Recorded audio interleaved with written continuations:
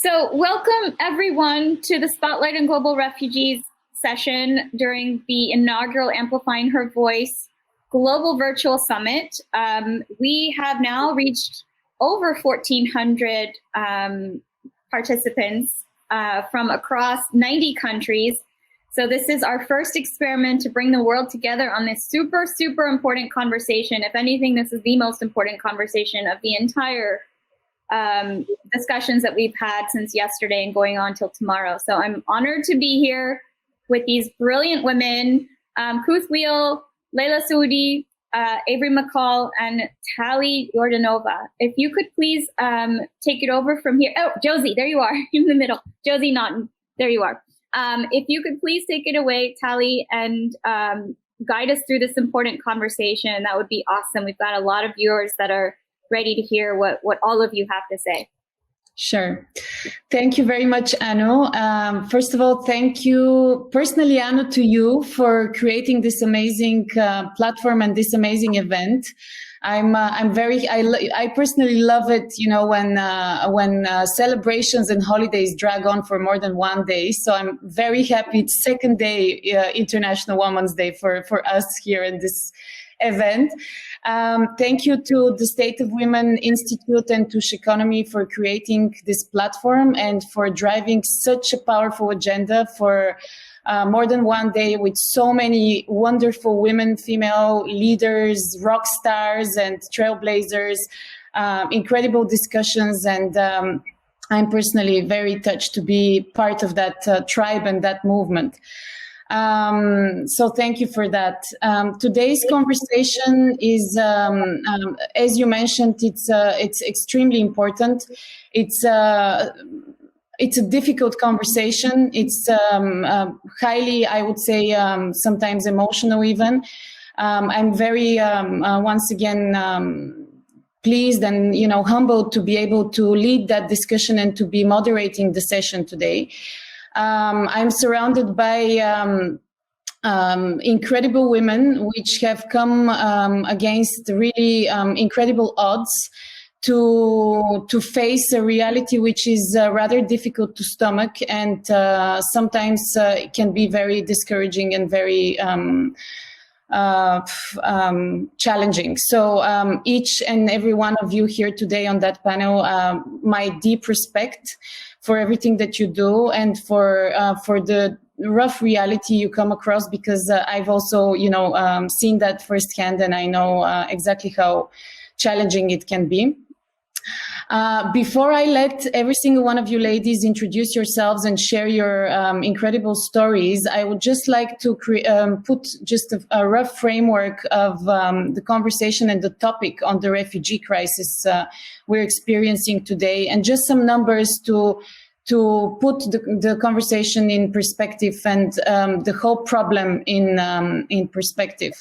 I truly hope there are people in the audience that are not familiar with that topic and are not experts on it, so that we can make that conversation even louder and we can shed some light on what's really happening out there in the world. So as of 2019, according to the UNHCR data, there are 80 million displaced people across the globe, which is approximately 1% of the world's population.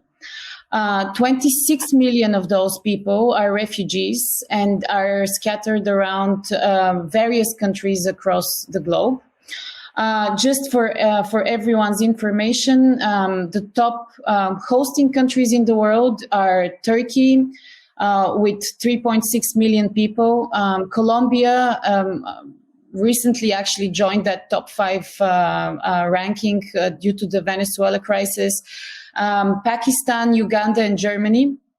And the top source countries where refugees usually flee from are Syria, as I mentioned, Venezuela, Afghanistan, South Sudan, and Myanmar. Where these numbers become even harder to comprehend, because millions and millions and millions of people is difficult on a personal scale to really feel and sense. But I think when it becomes quite personal is when we share that 40% of these people are children. And 50% of them are, 50% of the total amount are women and girls, which is the context of the conversation we're having today. And lastly, before I go into our panelists, I just want to say that the average time that a person spends in a refugee camp, and for me that's the hardest part of the reality, the average time that a person spent in a refugee camp is approximately 17 years. So we are not talking about a temporary, interim, transitional sort of part in people's lives. It's not part of their journey or anything like that. For some, it's the crude reality, and it's home, and it's future and past, and everything else. Without further ado, I would like to, first of all, as I mentioned, the panelists we're having here today are they have a diverse experience and have experienced the problem of the refugee crisis from different perspectives and different angles. And I'm very happy that we'll be able to see sort of a wide array of opinions on that subject. I would like to start by having each of you ladies present themselves. As I said at the beginning, I'm really not a fan of moderators reading bios, because no one can tell your story better than yourselves. So I would never try to do that for you. So I would like to give you the floor, have you introduce yourselves, who you are, where you come from, where are you now, and why are you so passionate about the topic, and what do you do to help? Let's start with Kuth, and then we can have Avery, Josie, and Leila. Thank you. Thank you for that, Tali. I appreciate that introduction. My name is Kuth Wheel. I am a South Sudanese and Ethiopian refugee. I immigrated to the United States a little over 20 years ago. And so I grew up in a refugee camp, and that was my daily life for the first half of my childhood. And then after that, we resettled to Minnesota, the Midwest, and that's where my family resides now. I'm currently living in Los Angeles at the moment, working as an actress and a model here. And I co-founded a nonprofit called Nya Eden Foundation, which we work to provide communities with resources for self-sufficiency. And right now I'm working in several places in Ethiopia for just aiding refugees and the host communities there as well, mostly focusing on our hometown that we had left a little over 20 years ago.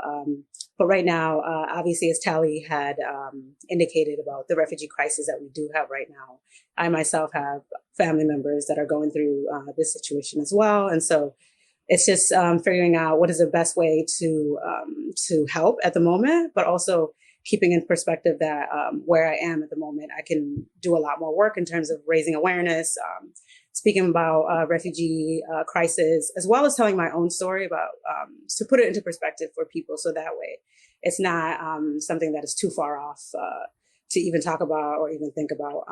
But yes, thank you. I appreciate it. Thank you, Kuth. It's great to have you. Everyone, I will hop on next. And first, Anu and Tal, thank you both so much for organizing this. I think this is such an important discussion. I first got involved with human rights and refugee rights when I was about 12, and I read the book Half the Sky by Nicholas Kristof and Cheryl Wudunn for the first time. And I had grown up in a very sort of sheltered suburban life in Chicago and had no idea what was happening in the world, and really felt like I was struck by the reality that I was in the position that I was simply because I was lucky that I was born in the family and in the place that I was. And so I felt a pretty profound responsibility to use those resources I had for good. And the more I researched, the more I came to realize that refugees really embody every major human rights abuse you could think of under the sun, whether that's education, whether that's mental health, assault, women's rights, immigration, etc. And so I began looking for opportunities to get involved, and started working with a lot of resettled refugees in Chicago, and was just struck not only by the horrors they had experienced, but also the hope that they have, the resilience that they have, and the determination to take advantage of this new opportunity that they've been given. And so I've, advocated for, lived with resettled refugees for around the last 10 years, and have all worked to create some sort of interdisciplinary structures to advocate for refugees. So for a while I was using modeling as a platform to amplify some of this human rights work and get more people involved. And I'm currently looking more towards social entrepreneurship and other things like that. But I think this is such an important discussion to be had, and there's so many ways to get involved. So I'm really excited to be here. Thank you, Ivory. And I will jump in next. And yeah, thank you so much for having me as part of today. And it just feels such an honor to be on a panel with so many incredible, inspiring women.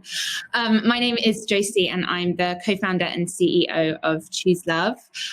We are an organization we started in 2015. I had no background in working in this sector at all. I was working in music management and actually living in LA, working with the band Coldplay. And I had come home to London for the summer, and it was in that summer that was the kind of the term, the refugee crisis, was coined. 1 million people arrived in Europe that year, fleeing, seeking sanctuary, primarily from Syria, but not just Syria, from Syria, Afghanistan, Iraq, South Sudan, Eritrea, so many different countries. We actually find in a lot of the camps that we work in Europe, there could be up to 25 nationalities. This is very much a global issue, and that's only on the increase. But I just wanted to do something to help. I wanted to raise £1,000 and 1 van load of tents and sleeping bags and take them to Calais in northern France. And we ended up accidentally raising a huge, much more amount of money than we could have imagined. And so many people were donating tents and sleeping bags. We did an Amazon wish list. There were huge Arctic lorries arriving. We had to call out on social media for volunteers to come and help to sort all of this aid that we had got. And then we went to Calais in northern France to find the organization that we would hand all of this over to. And there was no big organization there. There were 5,000 people at that time living in a field, babies with no diapers. If people had a tent at all, it was a tent with holes in, unaccompanied children. I didn't know children could be on their own, and we couldn't unsee what we'd seen. And we ended up renting a warehouse, starting a distribution system. And then to cut a very long story short, 5.5 years later, we're no longer operational, but we support grassroots organizations. Half of the organizations we support are those led by the community themselves, which is a really important, it's the most important way to fund, and it's how change is actually going to happen. We work in 15 countries, Europe, the Middle East, and the US-Mexican border.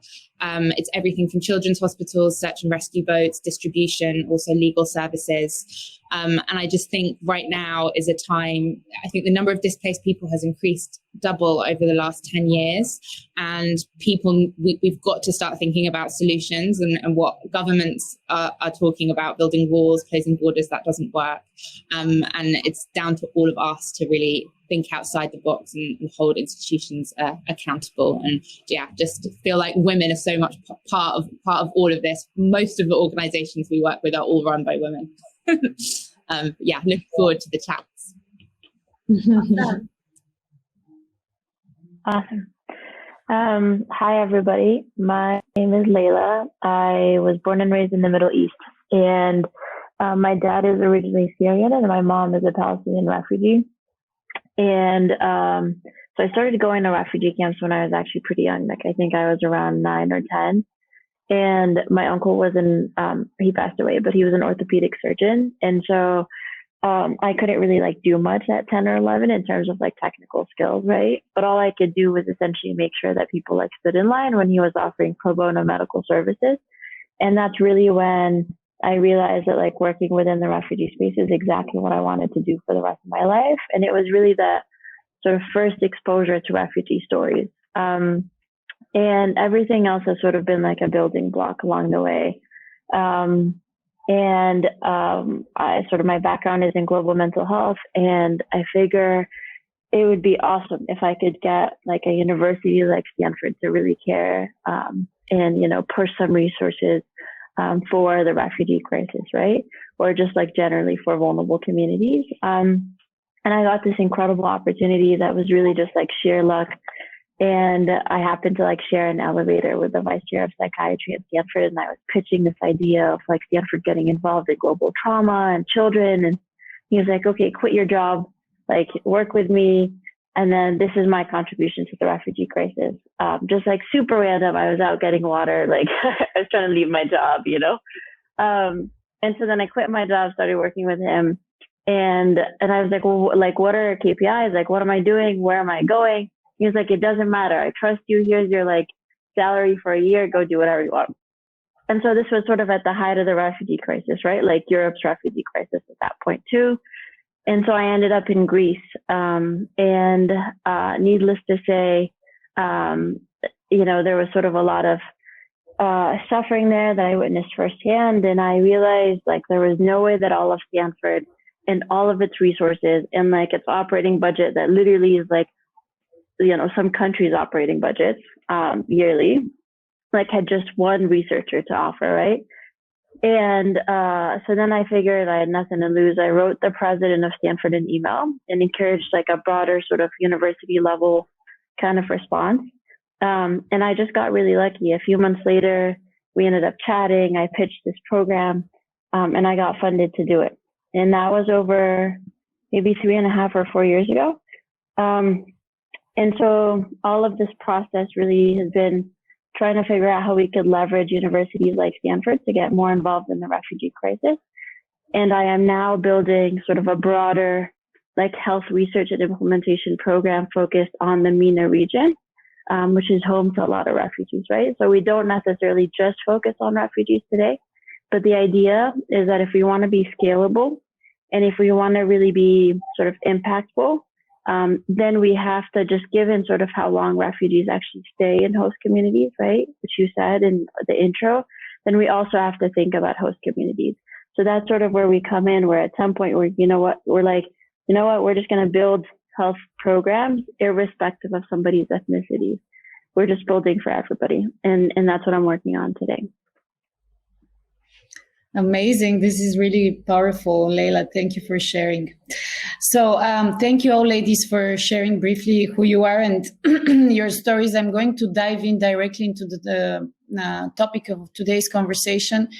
Since it's International Women's Day, we focus the conversation today on women and girls in refugee camps and their experience, because I think already the topic and not only already the issue is so complex and multi-layered, but I think gender just adds another layer of complication, especially when it comes to women and girls. Kuth, could I start with you and your personal journey? Could you share with us what is it like to be a girl in a refugee camp, and what is your observation for the reality that women and girls share in this context? I can, I would say I can go off my observation because I don't quite remember just like the nuances of obviously existing as a child in a refugee camp. From what I've observed and what we've seen, there are obviously the issues that we have to deal with culturally. One, I think right now the main issue is violence that has risen in refugee camps against gender-based violence has like exacerbated at the moment right now because of COVID and the fact that everyone is in close quarters. And so all the pressures of obviously being displaced, trauma, as well as not getting mental health services, all of that has been compounded into those issues. And I think that women and girls do have to face those at such a higher rate due to the fact that there's not a lot of services available to them, as well as, because what we're dealing with right now in Ethiopia is that gender-based violence has risen, and the community itself is trying to figure out ways of working at that. But then also it's like there's a lack of education within everyone, and in the context of like language barriers. So all of that is compounded. But I would say due to, I guess, the cultural norms that are available, it's that it's really hard to navigate the world as a girl in in a refugee camp in general due to lack of safety, as well as the things that you want to aspire to. It's just the world is just that not supportive in helping them just live on a daily basis. But from my own perspective, I think that my life and my trajectory would have been completely different if I would have continued to live in a refugee camp, especially to early childhood marriage is one.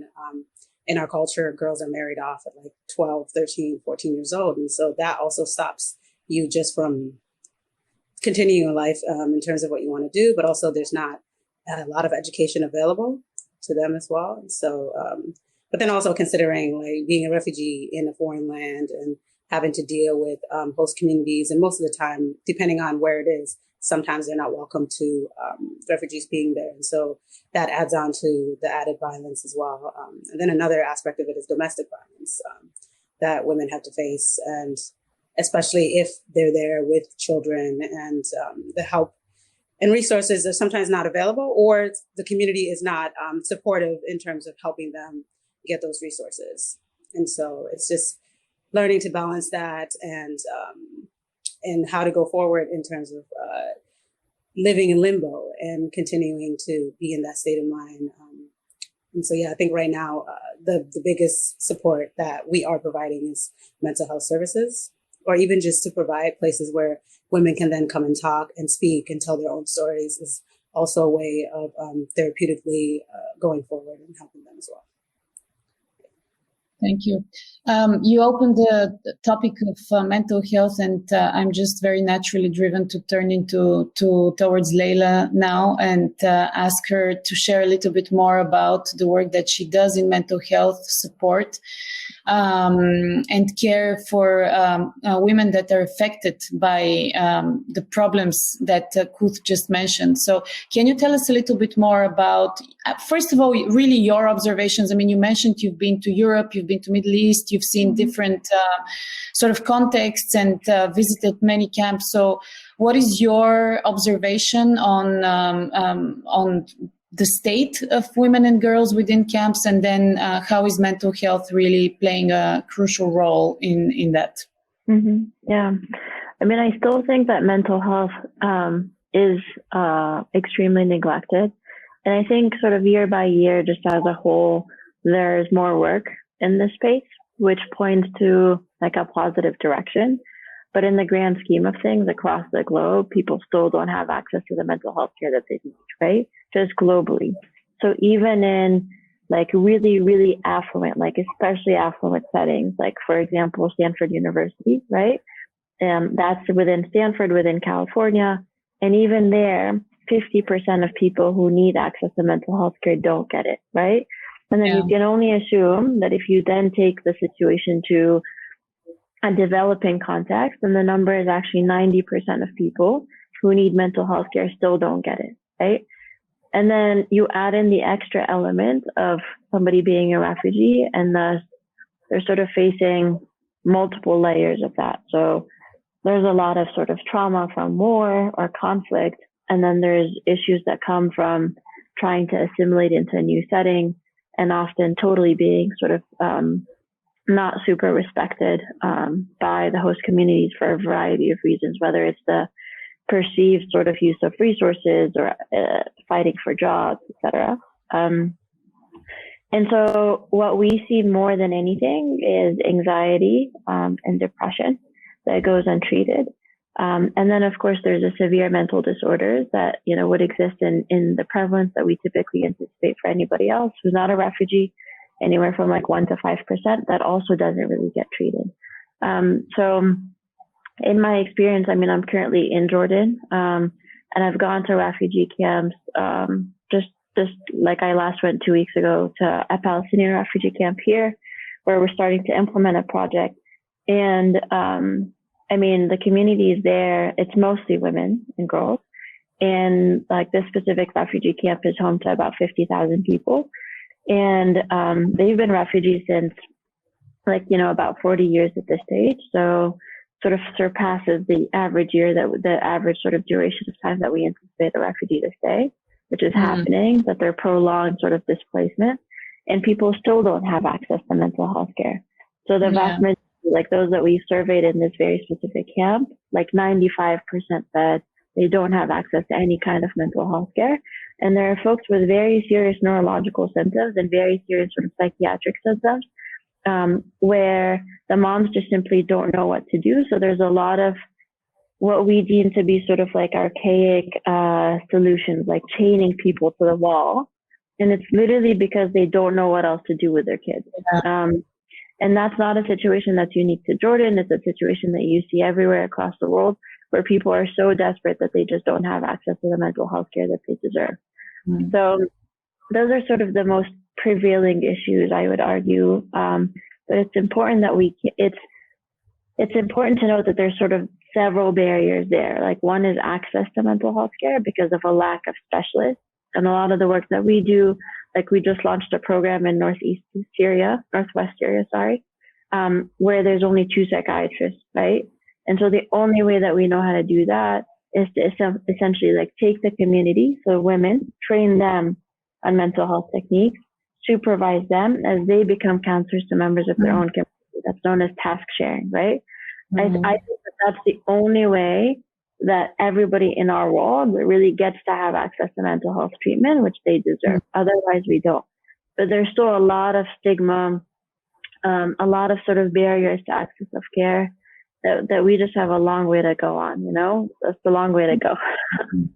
But there are many innovative ways and creative ways to actually create the concept, normalize the concept of mental health, make it more sort of, I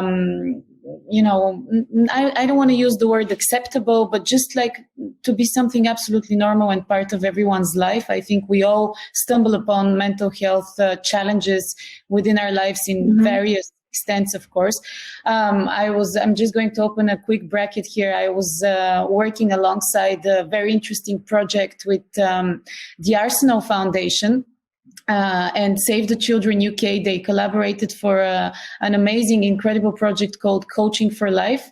And what they do is they build football pitches in refugee camps, and they train people from the camps and from the local communities on how to coach, how to become coaches, and how to coach children on how to play football. And then they have mental health experts and specialists observe children while they're playing the game, and then identify sort of mental health cues, let's say, or sort of cues that there is some kind of disbalance or disorder in children's behavior in the context of the actual football game. And then they would call it out within the game, and then within the game again would guide them on how to sort of address that challenge or address that, be it anxiety or any sort of any sort of depression or whatever it is in the in the individual context of the person. But everything is done within the game, within the sport, within a team, within a group of people, within this sense of sort of shared rules and goals and so on. So I thought that was a really, creative and outside of the box way of addressing mental health in a very constructive, but also very elegant way, without putting it out there, but sort of threading it within the actual game. So Josie, I would like to turn to you. I'm a huge fan of everything that Choose Love does, and I can talk about you guys for hours. I wanted to ask you though, we all know that first of all, as I mentioned at the beginning, I mean, women and girls have it harder than everyone. Everyone else has it very, very hard within refugee camps, but maybe women and girls have it a little bit harder than everyone else. And the thing is, with COVID-19 and everything that the pandemic has brought upon us, things have happened even more, have become even more complicated and even more disastrous in cases.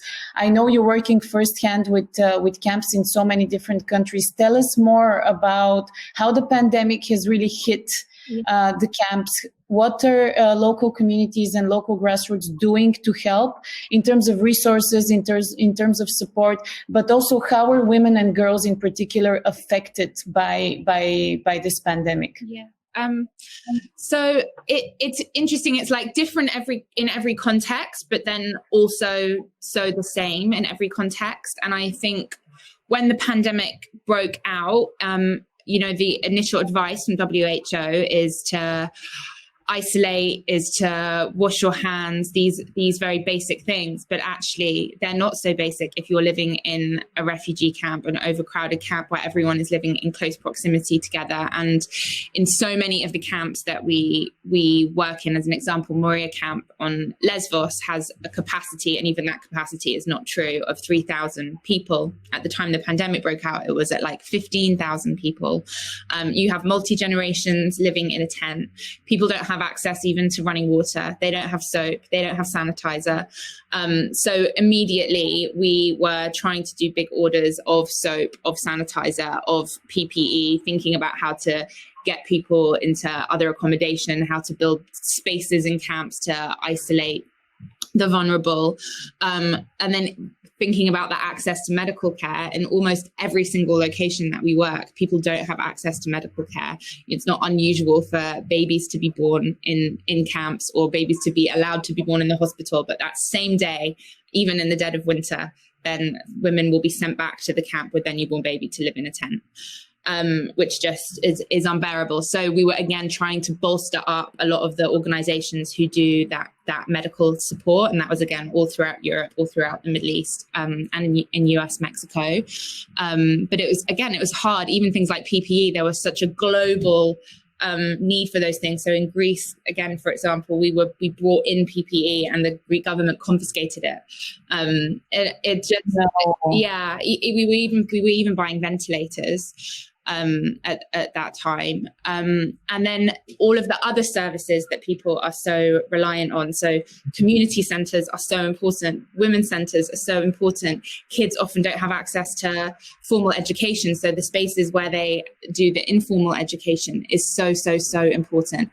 All of these centers closed down. And most of them are still closed now. A lot of our partners have been amazing and adapting and taking these services online, but it's not the same. Mental health services as well. It's been amazing to see how adaptive everyone has been at trying to find ways to make things be online. But then there's a need to make sure people have got tech, to make sure people have got credit, make sure people have got access to Wi-Fi. There's all these things that you don't really think about. The global funding for refugees has shrunk, which has been really difficult. So we've seen a lot of the more formal sector organizations cut their funding, and then the need for grassroots is more important. In the Middle East, there's no cash programs or anything. So people were, especially women, reliant on cash in hand work, and then that cash in hand work dries up. So food insecurity has risen. So there's a real need for funding for the very basics, like food, again, the increase in medical care, the domestic violence. We've already talked about that, but that's definitely been on the increase. And I think it's on the increase everywhere. On my street, I'm sure it's also on the increase. But often there are, I always find it so crazy, and a lot of, especially in Europe, there's a huge police presence around a camp, but actually inside the camp, those police don't operate. They're there to keep people inside out from the outside, not the other way around. And people report things that happen and nothing ever happens. And that's again a real thing that a lot of our partners do. And then like a lot of the camps, especially if they're government-run camps, they're being put on complete lockdown. And it's really difficult because COVID is being used as a way to roll back people's rights. And it feels really dangerous, and it's hard to hold the governments to account because they've got COVID excuse. Now we're starting to see the vaccine being rolled out. And once again, our refugee camps being thought about, our refugee populations being thought about in all of this? No.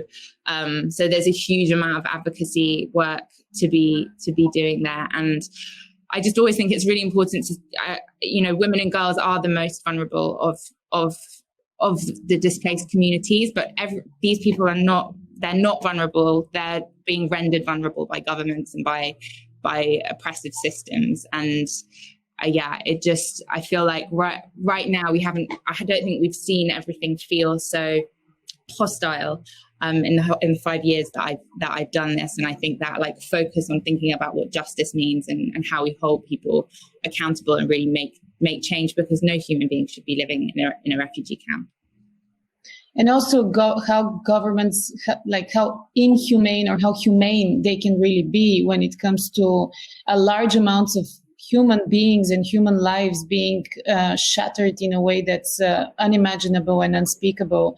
And still, having European governments turning a blind eye, shutting down camps, kicking people out and treating them in really everything but humanitarian or in accordance with EU values, morals, and all that stuff. I mean, that's when it comes to the European Union in particular, because I'm also a EU citizen, so I count myself as part of this. We are so loud when it comes to human rights and moral values and, respecting everyone and equality and inclusion and diversity. And we've done so much progress and all that. But like the topic of refugees is just one thing that we rather not really talk about, because it just makes us look so bad as humans, as governments, as just people. And it's really unnerving. As you can see, I'm getting emotional talking about it. But it's just one of those things that you really can't wrap your head around. And the more I grow up, the less I believe in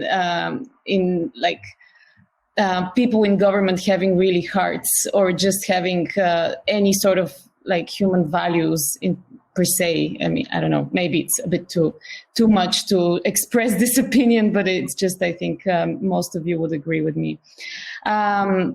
So thank you, Josie. I will come back to you and your experience shortly, because I really want to know more about what you are doing in particular to really address this issue and how you're working with grassroots. But before that, I would really like to turn towards Avery, and I would like to give sort of personal perspective to this whole conversation. I mean, we're talking on a more macro level until now, and on what are the sort of biggest drivers and biggest issues when it comes to the refugee topic in general. But Avery, I know you hosted personally people from those communities and lived together and spent a lot of time together, and I'm sure some of them were women or girls. I'm not sure exactly, but tell us more about that, and tell us about the personal story you have from your interaction with them, and how and your thoughts, feelings, and just your experience from this. Absolutely. And I think, I think this can feel like such a massive issue, but there's so many ways to get involved. And I particularly feel like, there are resettled refugees basically in every city in the United States. And there's so many organizations that need your time, need your energy. And there's so many ways that we can get involved. So I've been working with resettled refugees for about the last 10 years. And I'll share the story of one young woman who's lived with my family in particular. So she was born in a refugee camp in Burundi after her mother fled the Rwandan genocide. She was, and just disclaimer, there's a lot of horrors in her story, so brace yourself. Bring it all out. Yeah, so she was the byproduct of a rape. Her father raped her mother, and so she was born in a refugee camp. Her mother had severe psychological trauma, like we've been talking about, as a result of all she had seen in the genocide. So she essentially raised herself. She took care of her cousins, all of the young members of her family. She was scalped when she was 7. She was poisoned when she was 9. And physically assaulted and sexually assaulted within the camp. And then when she was 15, she was resettled to the United States with her father, the man who had raped her mother. And he essentially tried to traffic her. So she ended up in a homeless shelter. And despite arriving in the United States, never having spoken a word of English, she was getting A's in school. But unfortunately, in that homeless shelter, she was also raped again. So she became pregnant, and just before graduating from high school had to drop out in order to start working to care for her child. and she had to move in with the father of her child. And as he became increasingly abusive, the refugee agency that had initially brought her or supported her when she came to the United States reached out to my family. And she and her young daughter moved in with us. And despite truly experiencing the worst of humanity and horrors that I think would break most of us, she has now gotten her GED. She's enrolled in nursing school. She's working full-time in a hospital, and her goal is to be an OBGYN so that she can better treat and identify other women who have experienced sexual assault and the abuse that she has as well. So her story is just one of so many people who really have taken the horrors of their lives and are hoping to do something to make the world a little bit better for the people who have experienced similar things. And there's countless stories I can give like that. We had another young man who lived with us who watched his entire family get macheted before his eyes. He fled through 7 countries. And when he finally arrived in the United States, he was blind from torture, but spoke 7 languages because he just picked up a new language in every country that he went to because he had to survive. And he ended up a DoubleTree for a long time, and now has recently just launched a YouTube network with advice for resettled refugees. And his first video is about how happiness comes from within. We don't have to rely on other people or for our circumstances to change. And so there's so many stories like this. And I think, like Josie was saying, refugees are vulnerable because people are rendering them vulnerable, because governments aren't giving them the opportunity to reach their full potential, because we view them as victims rather than complex, intelligent, talented people whose experiences give them such a unique perspective and such a unique opportunity to contribute to the world in really important and impactful ways. And I think that is part of all of our responsibilities to, just in the conversations that we're having, to be really careful about the language that we're using, about how we're talking about people who have been forced into circumstances, to really see them as individuals and not as victims of these circumstances. But also there's so many opportunities for us to use our time and our talents to see them as people, to volunteer with refugee resettlement organizations, to get to know individuals, understand what their passions, their dreams, their talents are, and figure out how to give them another leg up in this country. I think it's like anybody who relies on their network in order to be able to succeed or to find a new job or to find mentors, et cetera. And so that's really a very easy opportunity that all of us have to make very tangible impact. And I'll just say personally, I think working with and befriending individuals who have experienced these things is such a profound, I feel like, kind of life course reorienter, and will really give you a sense of purpose and feeling like anybody has the potential to change the world, and that we have a responsibility to use our resources to do something good. Absolutely. And I mean, your experience already, I'm sure, has created the ripple effect, because, helping one person already creates that domino effect. And is sometimes people are like, it's so big, the refugee crisis, like they call it. It's so big, and it's so many people, and it's so complex, and it's so multi-layered. And where do I start? What can I do? A lot of people don't want to just donate money. They want to be more involved, but they don't even know where to start because they feel like helping one person isn't enough. But in reality, it's like, it's a universe of help. I mean, especially in the context of what you just shared. I'm sure everyone that listened, I can see suddenly so many people started commenting in the chat. When it becomes personal, and when it becomes individual, and when it becomes another woman out there that's going through that, and you sort of try to apply that on your reality, suddenly the help that you do is just immense. It's immense. But tell us a little bit more about that. I think this is so interesting, and you have this amazing experience of very interesting cultural clash, I want to say, in the context of where you come from, as you mentioned from the very beginning, from a very sheltered environment where, these stories that you just shared, you only see in movies. And suddenly, sharing your home with the person that's gone through all of that. So how did you find that bridge? How are you able to connect and support and be that, that's to provide that strength and be that rock, for the people you hosted? Yeah, absolutely. I mean, I think the first step in all of this is really just to see people as, like I was saying, as human beings, not as victims, not as a completely separate entity. The young woman I was talking about, she's obsessed with HGTV. She just loves all the fixer-upper shows and like all those house hunting shows. So there's so many commonalities. There's so many bridges between us. And I think that's really the first part, is just being a human being, just trying to, accept others as they are. And I think it's a really unique opportunity to learn from somebody that has a different perspective, that's coming from a different background, and just trying to, make it an exchange, make it a relationship versus some sort of like savior complex situation. Sure. So I think it's a shocking sort of juxtaposition to be growing up and to be living in the suburbs and then be eating breakfast with somebody who has been tortured.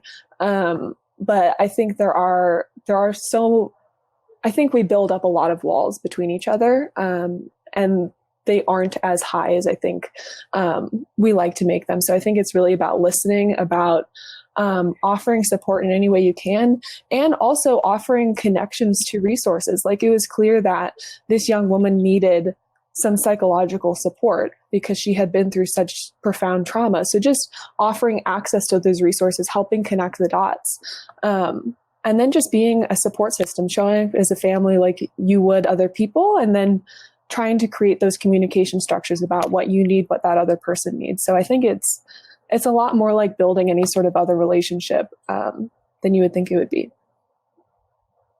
That's true. I completely agree with you. I want to go back to Layla and your experience, Layla, with the programs you have developed and the camps you have worked in.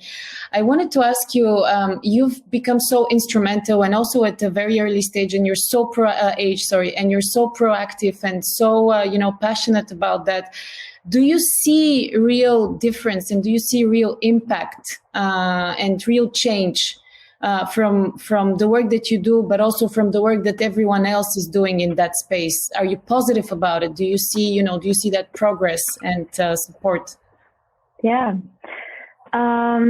Let's see. It's always an interesting position to like really reflect and be like, is the work that I'm doing impactful? Like, I think it's really easy to look at other people's organizations and be like, this is what they're missing the mark on, In general, though, I mean, I think that personally, there's a lot of, like, I don't necessarily work independently. I work on behalf of like a broader institution. And with that comes sort of certain barriers, right? A lot of privileges and certain barriers. So there's a lot of work for us to do, I think, to grow. But in general, like, I was sort of like really proud to be able to like get a university to start that conversation, right?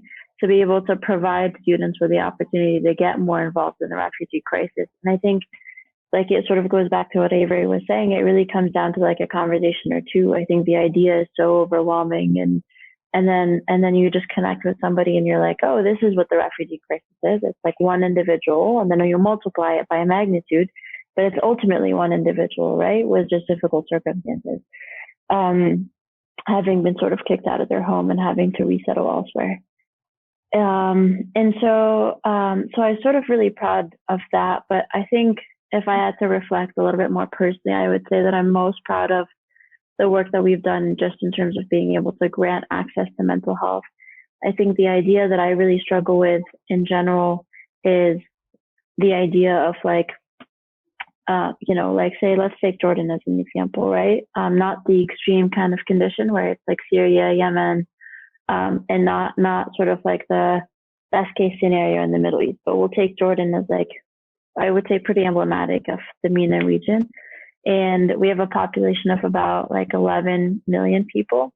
So it's a pretty small country. And probably best estimates are around like 100 psychiatrists and 100 mental health professionals, like 100 clinical psychologists. So if you think about sort of, 11.5 million people and at most 200 mental health professionals, there is no way that no matter how much you slice them up and divvy up their time, that they're able to ensure access to mental health treatment, right? And to sort of go back to like how this was set up is, you know, this idea of like which country hosts the most refugees. There are issues with those numbers because it just has to do with the quality of us keeping track of the number of refugees. The vast majority of refugees, Syrian refugees, for example, who make it to Jordan aren't registered. So if you were to ask UNHCR, for example, about like how many Syrian refugees do you have that are registered in Jordan, the number is on the order of 650,000.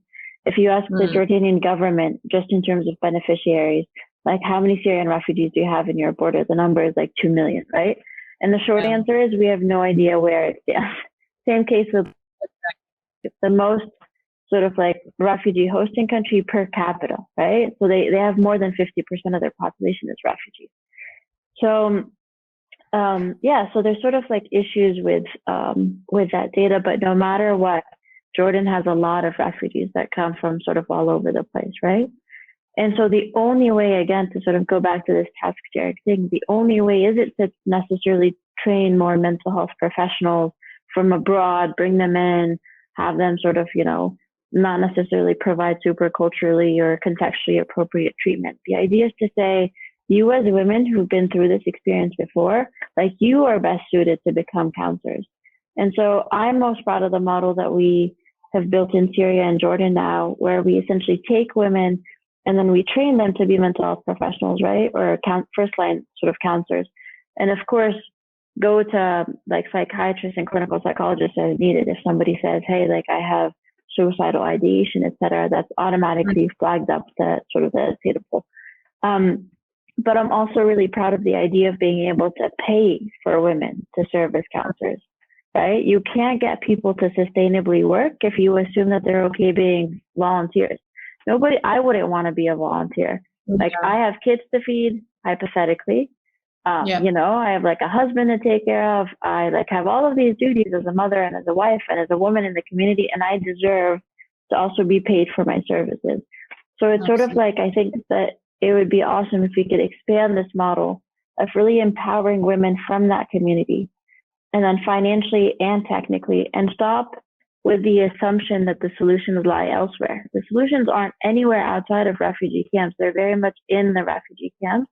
And we just have to be better at really harnessing and giving them voices versus assuming that the voices must come from, elsewhere, anywhere outside of these refugee camps. Absolutely, I fully agree. I'm going to turn into another sort of aspect of the whole topic, and I would actually go back to Kuth for a moment.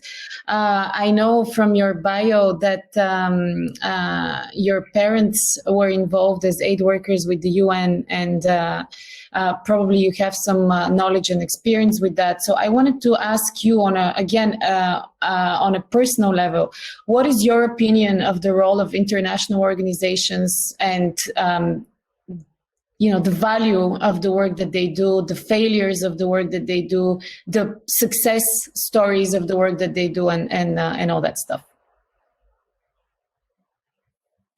So with organizations,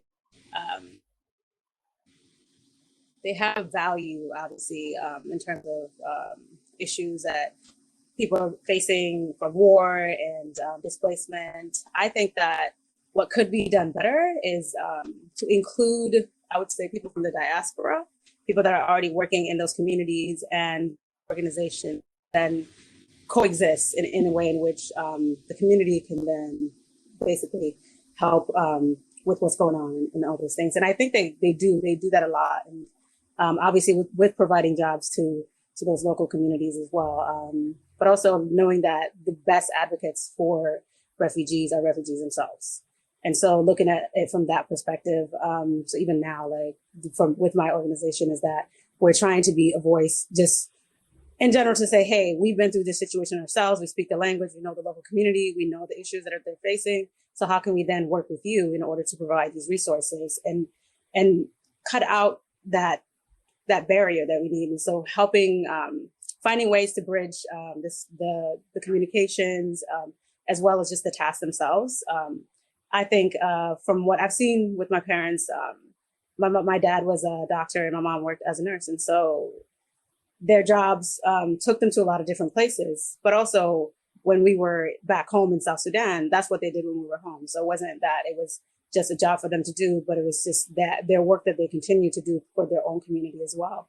And so to then to see that, I was like, okay, well, there's a way to do it. It's just that we have to figure out ways to communicate with these huge organizations that sometimes, face a lot of bureaucracies and local governments and things like that. So finding ways to be savvy, I think, from what we've seen is finding ways to communicate with the local organizations, but as well as making sure that you include the organizations, because they do have a big say in terms of where you can access.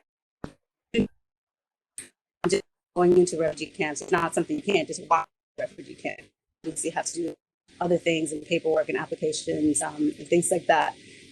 So knowing that part of it, I think, really opened my eyes to see the barriers that are there in terms of accessing your own community, but as well as making sure that refugees also have a voice, because a lot of the things that we did was document stories of just girls throughout different parts of that community, and to see women in their 50s from girls in their 16 years old, and to see the similarities that they had in their stories, but also just the aspirations that older women had for younger women, and to see how so that was a beautiful thing to see in terms of how that symbiotic relationship worked.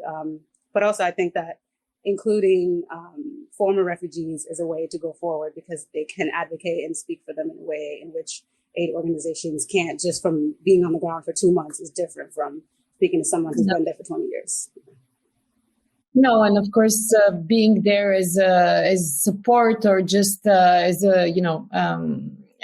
a worker, cannot compare as being there as a resident and having this as your own reality and as your future and your past. Especially having in mind that the average time is quite high when it comes to the time people spend in a camp. Josie, I know you, and I have actually followed your work with that. I know you did some advocacy work when it comes to governments. I mean, we touched on the role of international organizations. I had my small rant when it comes to local governments in the European Union countries. But I know you and Choose Love is doing some work with the UK government in particular, and you have you've had some success, let's say, in advocating and securing some sort of recognition from the government. Tell us more about that, but also tell us the challenges and how were you able to really succeed in that initiative?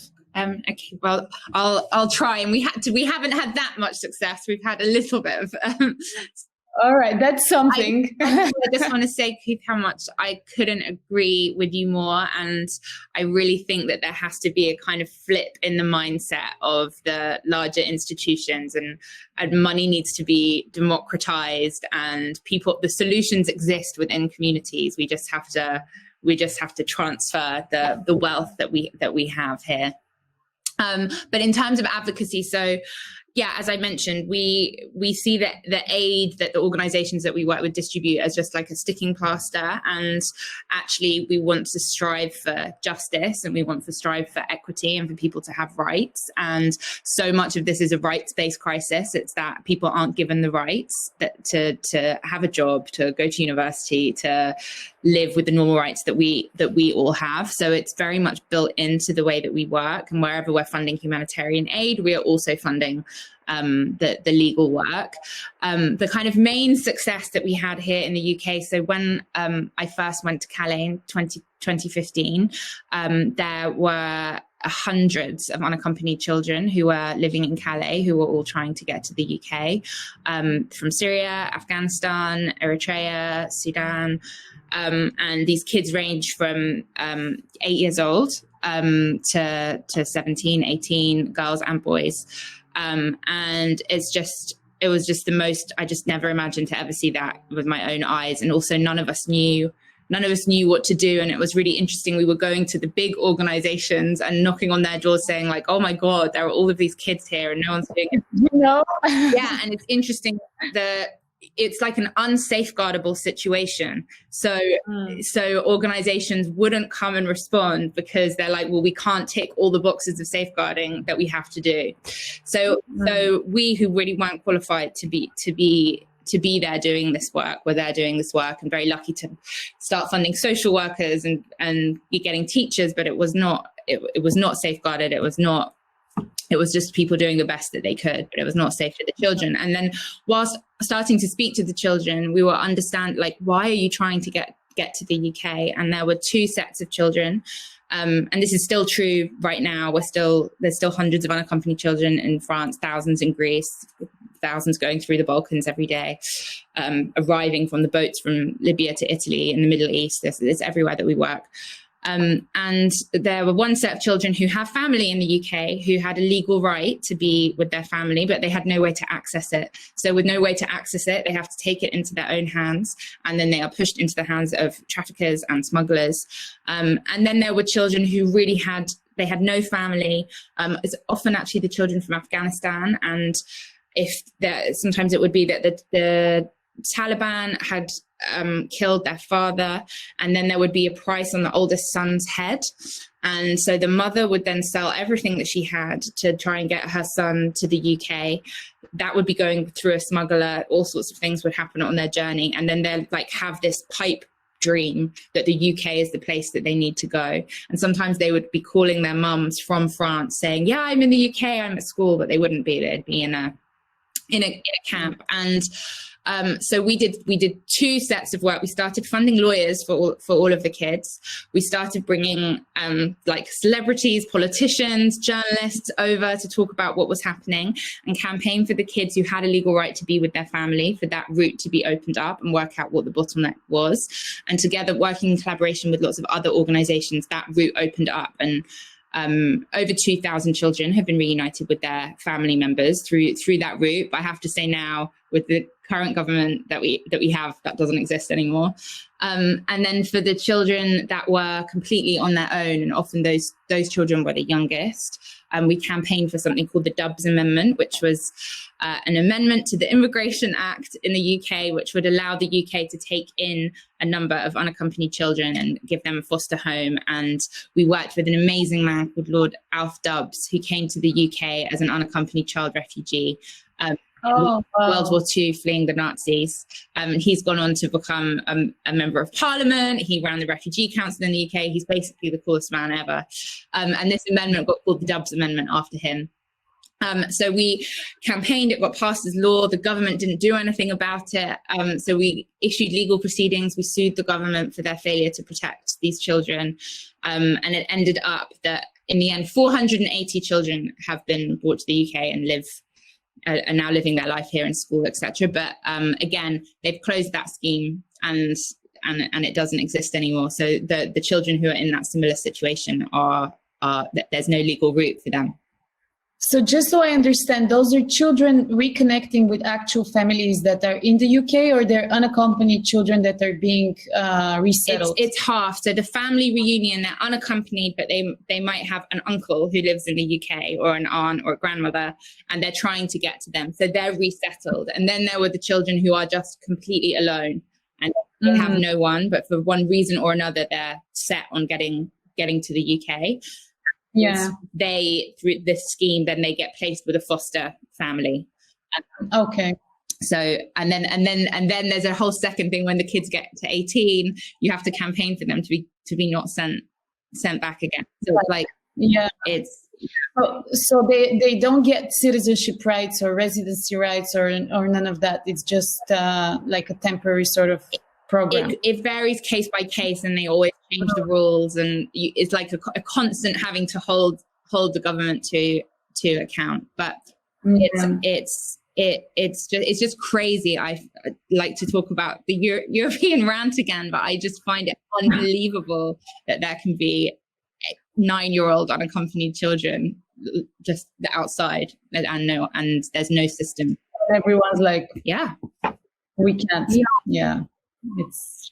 It's very difficult. It's one of those truths I had to face that made me really grow up, you know? Yeah. Unfortunately, like in a way in that way where you become a little bit more cynical about, everything that's happening in the And world. again, these kids, they're magical, like the art that they do, the music that they create, they're just absolutely amazing. And we work actually a bit with an amazing doctor who came to the UK as an unaccompanied child from Afghanistan, and he's now a surgeon. And like, again, these there's just endless potential in these people and these children. I know. Yeah, it's crazy.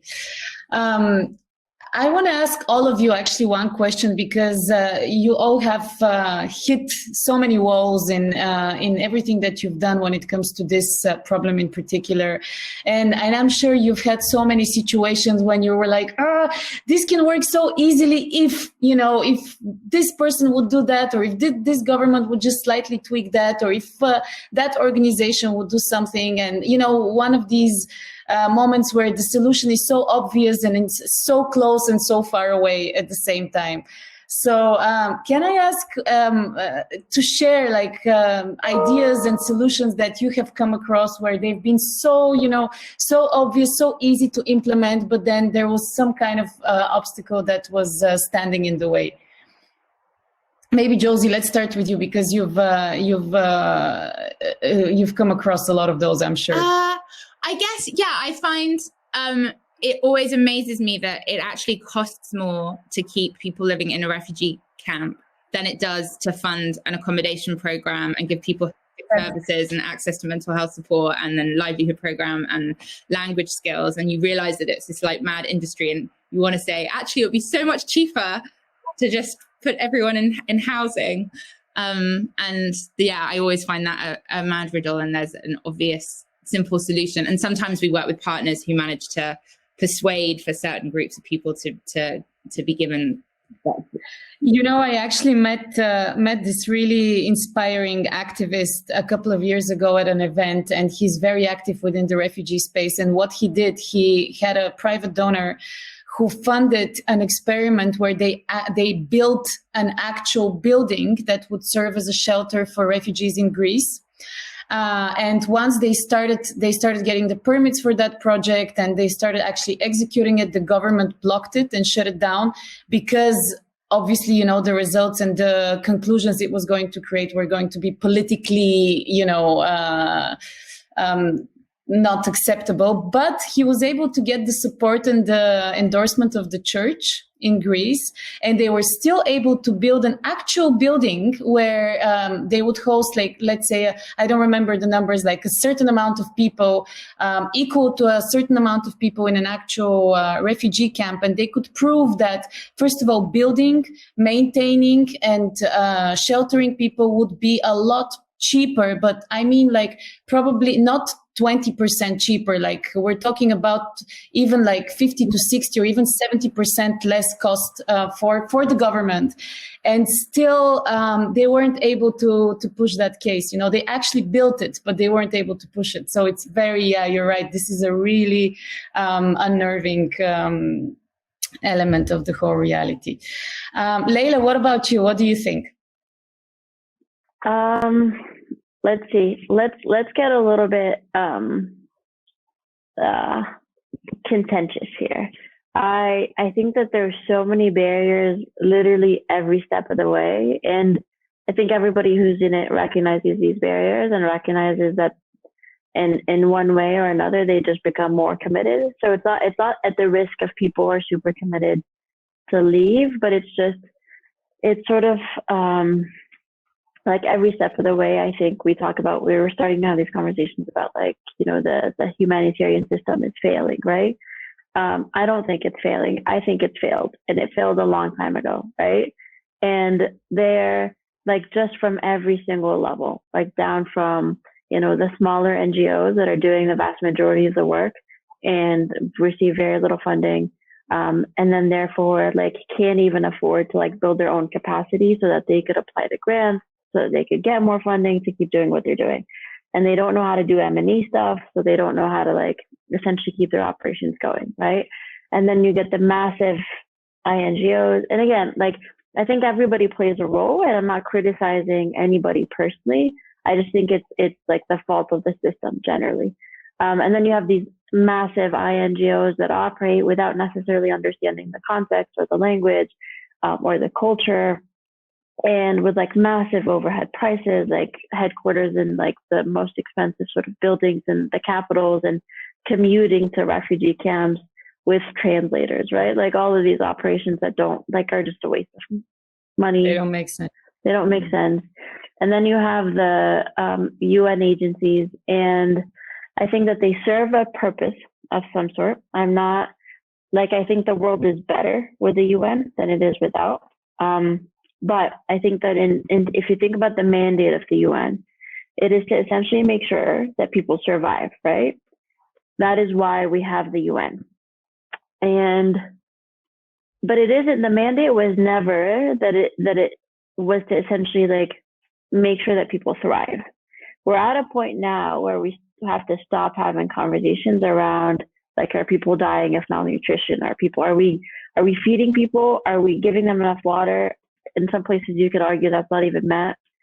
Vast majority of people, you could say to some extent, sure. That no longer becomes the purpose. But if somebody is stuck in a refugee camp for 17 years, it's not like, oh, but did you have a little bit of bread and did you have some water today? It becomes, are you going to school? Are you building capacity? Do you have opportunities? Or are you just going to remain to be, because there's no other way, you're just going to remain dependent on the broader system that's going to continue to fail you, right? We do a really, really good job in the humanitarian system of making sure that people don't have voices, that people remain super dependent on foreign aid that is not sustainable, right?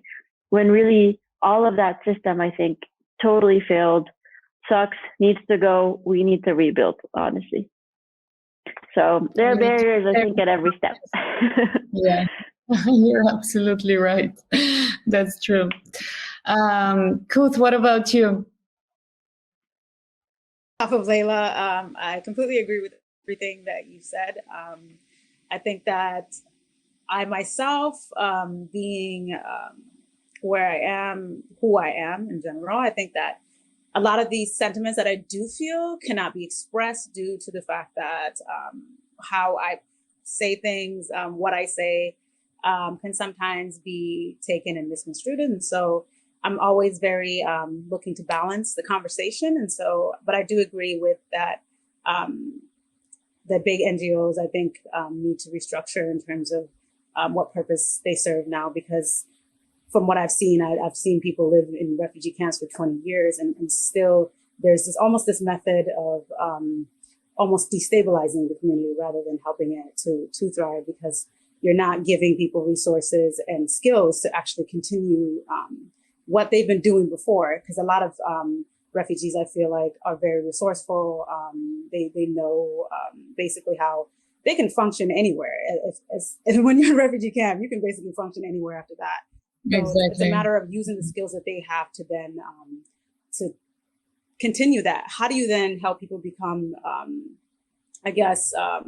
more self-assured, but also the dignity that is also, I feel like sometimes is lacking. It's like they possess so much information and so much knowledge that you can just have a continual of what they've already been doing in that sense, but also to work with the countries that they're leaving. I think a lot of that sometimes goes unaddressed, is that not only are we working with the people that are displaced from there, but then how do we then help them get back to where they came from? And a lot of that, from what I've seen in refugee camps, where people are living there for almost 30 years now. And I was like, wow, like what have we done wrong in order to not address these issues? And just sit there and watch people just almost, almost like become invincible in a way, because their livelihood is now just a question of living day to day, and not how you're going to thrive for the next X amount of years, because you're not expecting to see that. You're not expecting to go back home. You're not expecting to be in a better place. And so a lot of it becomes desperation as well. And so I think that's where a lot of that violence comes, as well as the mental turmoil that is there, because our parents, for us resettling, a lot of our parents wish that we can go back and rebuild our own countries from what we have. And I think that has to be taken into consideration, is that how do we then take that take them out of that context, just sitting there. Because, I mean, as a person, you just don't want to just merely exist. You want to be able to do things, and you want to carry on your dreams and live your life to the fullest in that sense. Absolutely. I mean, I think this issue is one of those issues where for it to be fully resolved, everything in the world needs to be fixed and to be functioning properly, and that's what makes it so complicated and so unsolvable really at the moment, because you need to eradicate war, you need to eradicate hunger, you need to eradicate violence, you need to now we have climate change coming up. Like all of these push and pull factors are like in itself so difficult to address and solve, and thinking about solving all of them all together in order to prevent refugees from originating or from having to flee or for having to be displaced and all that. It's just it's a very massive problem in its essence and its in nucleus.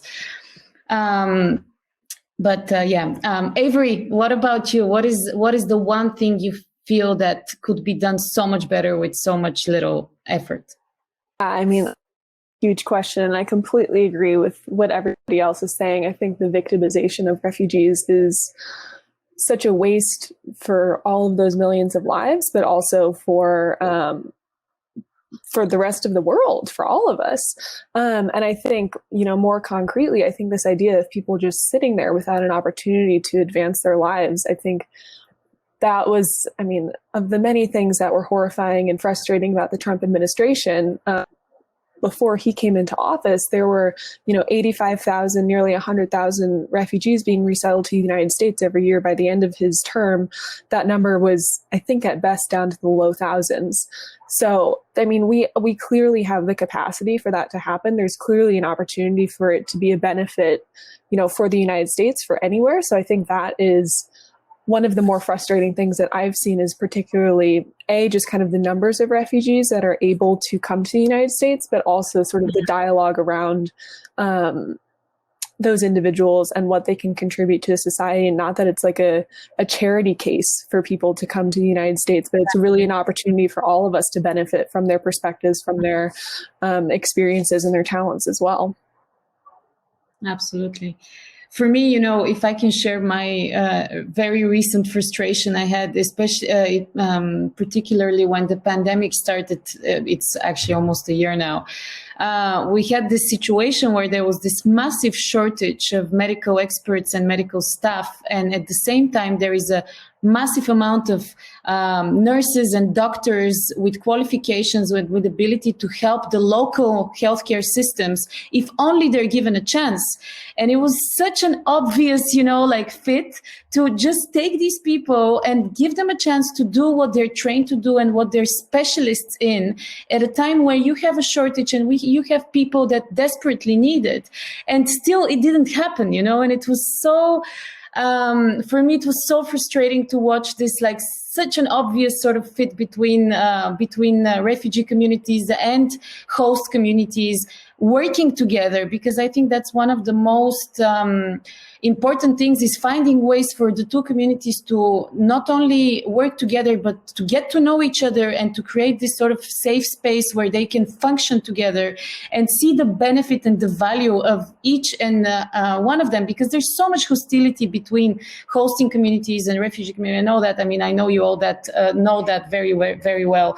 But I was just like, I remember I was watching the news and I was like, guys, why don't you just do that? It's so obvious and it will solve so many problems. And I think, Josie, you guys were campaigning around that as well, right? We did. We got qualified to help, and we did a campaign here around it. And it had, again, it was like it had some success. It made the process a bit shorter, but it wasn't like a full win. But it's totally insane. There were all these like qualified doctors who actually also had an extra set of skills than the doctors here, because they knew how to respond in an emergency and in a crisis. And in epidemic as well, So, but it was, I think all of these things, like, they have an impact. Even if you don't achieve that aim, the stories were being told in the media, it changes hearts and minds, and hopefully step by step, ripple by ripple, Yeah, it is. It is. We're here for the long game. So slowly, progress is happening. Well, I know you've been fueling our conversation at the back end with comments and questions and just encouraging the audience. And thank you so much for that.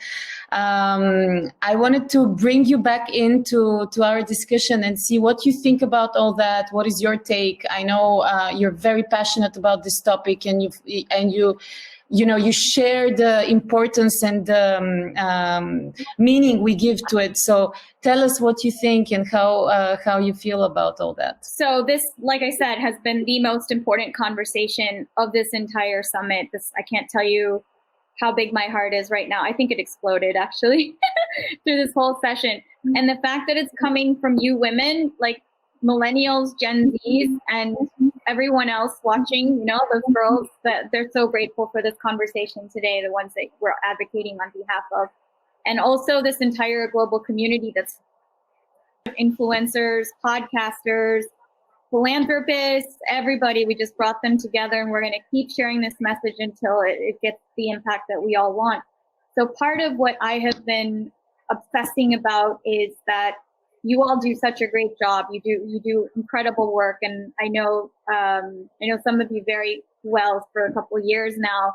And ultimately, it's that messaging. How do we get this message out to the masses, and how do we get their messages out to us, right?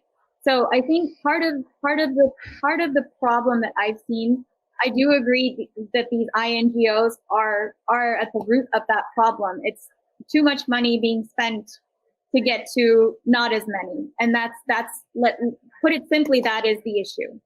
And so where we are now, it's how do we change our communication? Because ultimately, let's say we have this brilliant recording, and I'm going to share it with all of these committed and compassionate and collaborative individuals. It's still not going to get to those people that don't have a Zoom, that don't have a computer, that don't have access. There are individuals out there who can relay that messages that don't, right? Ultimately, so there's so many bottlenecks to get to the people that actually need it.